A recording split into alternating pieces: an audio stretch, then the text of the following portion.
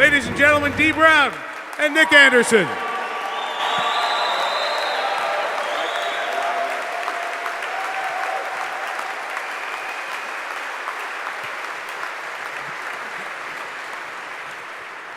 You know, you can tell when a guy's still got it. Dee Brown's so fast, he got up here before I introduced him. The one-man fast break is still alive here in Chicago tonight. Has everyone seen Nick's socks, by the way? Very fresh. That's outstanding. It doesn't match anything. Yes, it does. It matches the whole night, doesn't it? What's this like, guys? This is so neat to think about an inaugural class and to be a part of it. And Nick, as you've seen honors for teammates over the years, teammates in the league over the years, what does it mean in the heart, in the gut, to be part of the inaugural Illini Sports Hall of Fame class? Well, this is definitely a very special moment.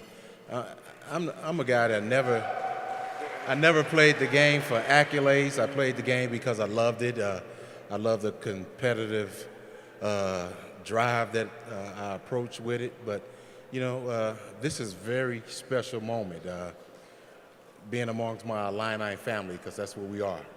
The University of Illinois giving me such a great opportunity.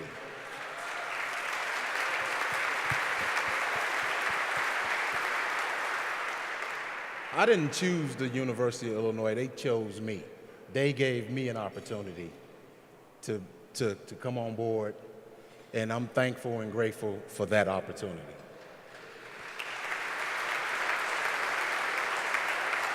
And both of you, with that platform, inspired a lot of people. I'm sure people come up to you all the time and tell you about a game they were at or a moment in your Illinois career that they remember.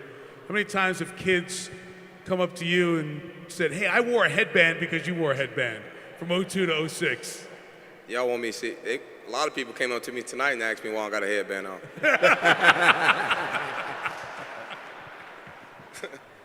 Honestly, it was big, man. Being from the state of Illinois and staying home was a big thing for me.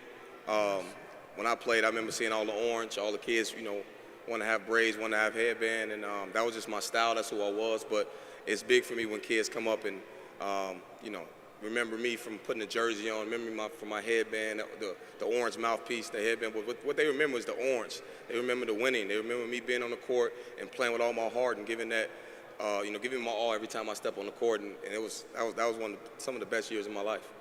2 Big Ten titles in 04 and 05, and so close. You guys were really close to 4 Big Ten titles. It's a bygone era where teams stay together for more than a minute, as the kids like to say now.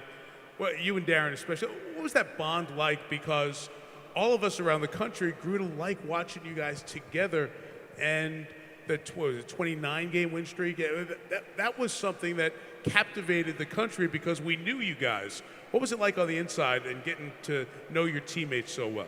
It was a brotherhood. I think when we talk about that team, the biggest compliment for me that I get when I go around the state, I go around the nation, I go around the world, is people say that 05 team.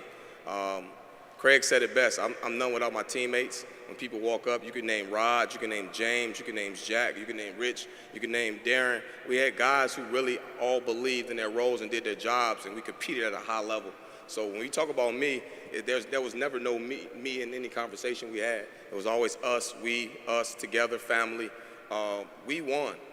You know, and that was big for us because we stayed in the gym, we stayed together, we knew each other. We come from different walks of life. We had guys from Florida, we had guys from Texas. But one thing that was common, we had the common denominator was we loved each other. It was like a brotherhood. We still talk to each other today. We made each other better. And I think when you talk about we, the biggest compliment I always get is, man, that 05 team. It was never about me.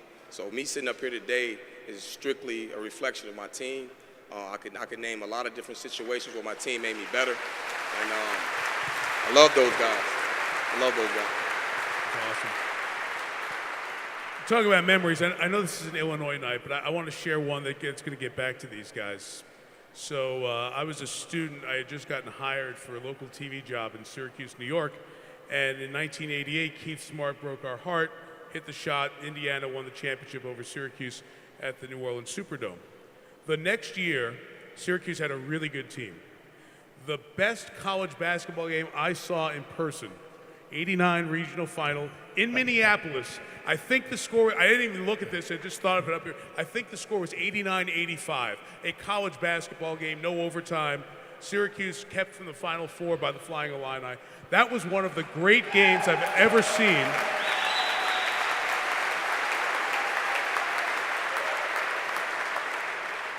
Thank you for rubbing it in with your applause. So nice, all of you. You guys played a brand of ball that was just great. It was so much fun. What made that Flying Illini group so cohesive, just like Dee was talking about with his group? Well, Dee, he hit the nail on the head. You talk about we were together. We did things away from the court. We hung out together. We ate together. We did multiple things together. And, you know, Dee mentioned that they had guys from out of the state. Majority of our players were right here in the state of Illinois. Myself, Kendall Gill, Kenny Battle, Lowell Hamilton, Steve Bartow, Larry Smith. You can go on down the line. Marcus Liberty. We were a family.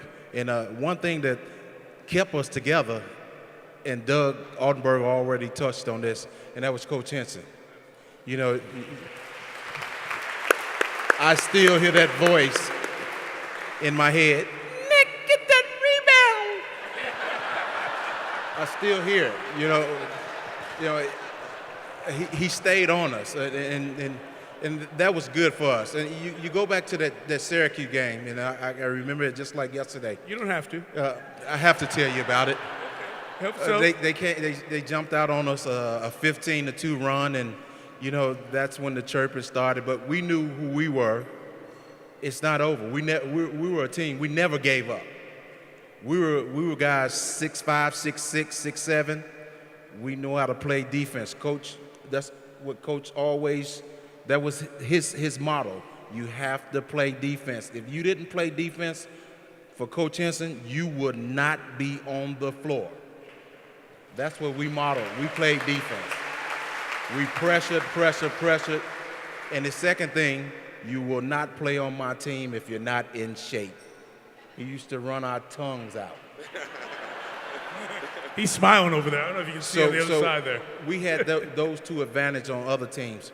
We're going to play defense, and we know you're not better conditioned than we are. We're going to fight to the end, and that Syracuse games, we wore them down. You did. It was one of the great games I've ever seen in college basketball in person. Honored to be there.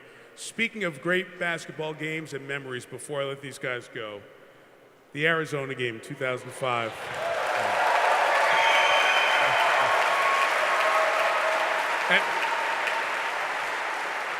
So you have so many people who are living on every second because they're lifelong Illinois fans.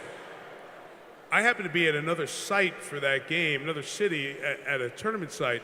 That game shut down cities. I mean, people, when you guys were coming back, people, there's no way. And that overtime just shut down a good part of any American around a TV for a while. What do you remember the most about the 05 comeback against Arizona?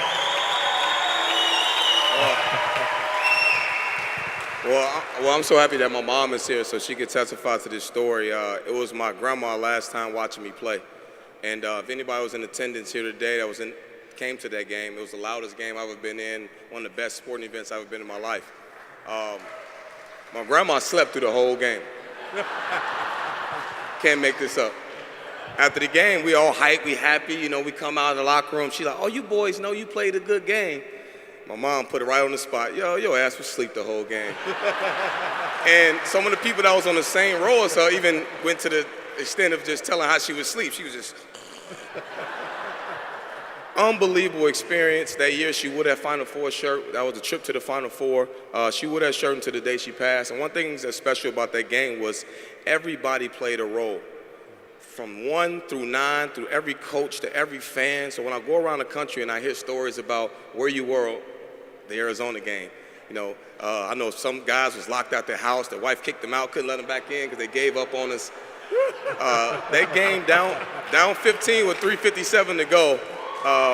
It's easy to give up, right? Easy to give up. I can specifically name each possession that each player made a screen, a steal, a assist, shot making. Everybody remember Darren's shot. There's no Darren shot without Jack getting the tip ball. There's no shot without Jack making the screen. There's no shot without Coach Weber drawing up those amazing plays for Luther to get those shots. A lot of you guys think I probably fouled at half court. There's no play without me stealing that basketball. There's a lot of plays that went into that game that made me really understand that never give up, keep pushing, keep fighting, and we together, us wins. That place was oranged out. I think they got to do renovations on that building because of us, because we shook the stands out. We even had Bill Murray on the side cheering for us. It was just an awesome experience, and it was nothing without the team. It was nothing without us.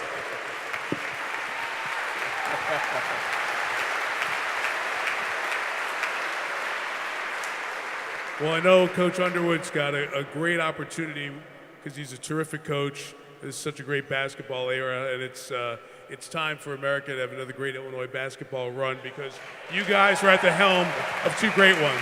Hall of Famers, Dee Brown, Nick Anderson, congratulations.